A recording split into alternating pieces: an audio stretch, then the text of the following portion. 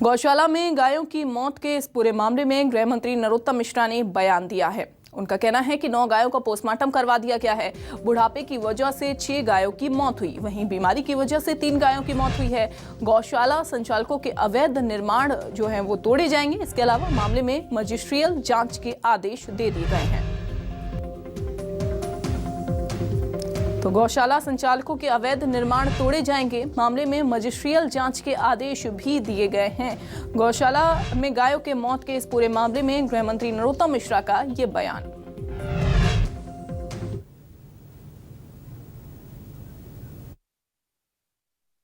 ये एक निजी गौशाला है। इसमें जैसे ही विषय संज्ञान में आया था, 9 गायों का पीएम कराया गया था, जिसमें से 6 गाय ऐसी थी जो बुजुर्ग होने के कारण से और 2 गाय निमोनिया की वजह से और एक लीवर की बीमारी की वजह से पीएम में आई है, मृत होना पाया गया है।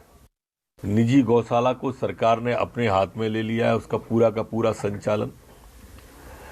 जो भी गायों की अस्वस्थता का है, वहाँ मेडिकल का कैंप लगा दिया गया है। चारे की गायों के भूसे की व्यवस्था कर दी गई है।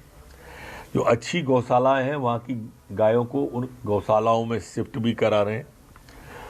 और जो अतिक्रमण वहाँ पर इन गौशाला वालों ने किया था, उसको भी तोड़ने की कार्रवाई आज करेंगे। शब्बीर का रुख करते हैं। शब्बीर, लाइव हमारे संवाददाता जुड़ गए हैं ज्यादा जानकारी के साथ। शब्बीर, गृह मंत्री नरोत्तम मिश्रा की तरफ से ये कहा गया कि 3 गायों की जो मौत हुई है वो बीमारी की वजह से हुई है, लेकिन सवाल यही कि आखिरकार बीमार जब गाय थी तो उनका क्यों नहीं जो है वो इलाज करवाया गया, क्यों लापरवाही बरती गई?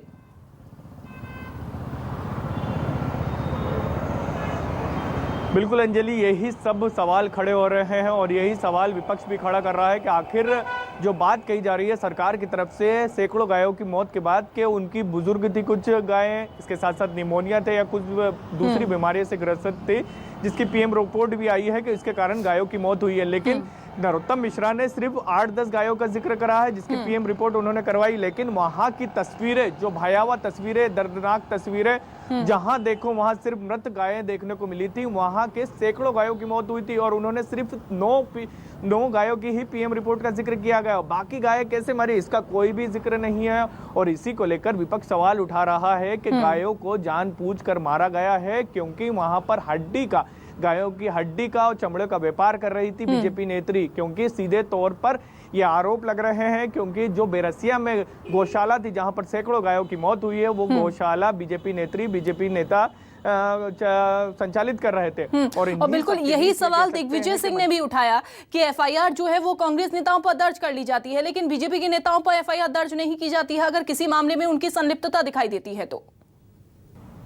बिल्कुल अंजलि, सवाल यही खड़े हो रहे हैं कि जो गौशाला संचालित कर रही हैं उनके ऊपर सिर्फ छोटी धाराओं में ही एफआईआर दर्ज कर दी गई है, कोई भी सख्त कार्रवाई नहीं की गई। विपक्ष भी सवाल उठा रहा है कि अभी तक और किसी समुदाय का ये मामला होता तो अब तक उसके पूरी तरीके से जमींदोज कर दिया जाता है संपत्ति को, और इसके तहत एनएसए की कार्रवाई भी कर दी जाती है। और यही सब सवाल खड़े भी हो रहे हैं अंजलि कि सख्त कार्रवाई क्यों नहीं की जा रही है, क्योंकि ये पहला मामला नहीं है। इस तरीके के मामले मुरैना में भी सामने आ चुके हैं, दतिया में भी सामने आ चुके हैं, जहां पर गौशाला में सैकड़ों गायों की मौत हुई है। मैं भोपाल की ही बात करूं, पिछले 5 साल का मेरे पास रिकॉर्ड है, जिसमें अंदर सैकड़ों नहीं हजारों की संख्या में भोपाल में ऐसी गौशाला है जहां पर मौतें हुई हैं। करोड़ों रुपए का सरकार की तरफ से अनुदान भी मिला है, लेकिन उसके बावजूद भी गौ माता का रखरखाव सही तरीके से नहीं होता, खाने की व्यवस्था नहीं होती। और यही वजह है कि इतनी गायों की मौत हो रही है, वहां पर अंतिम संस्कार तक नहीं किया जा रहा है।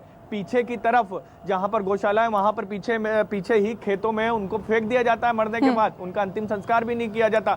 आसपास फिर उसकी लंबे समय तक उसका अंतिम संस्कार नहीं किया जाता। तो बिल्कुल, और लापरवाही यहाँ देखने को मिल रही है, तभी ये सारे जो मामले हैं वो उजागर हो रहे हैं शब्बीर। और दूसरा ये भी, चूंकि संरक्षण किसका मिल रहा है और किसके संरक्षण में इतनी लापरवाही की जा रही है, ये भी एक बड़ा सवाल खड़ा होता है। बहुत शुक्रिया शब्बीर आपका जानकारी देने के लिए।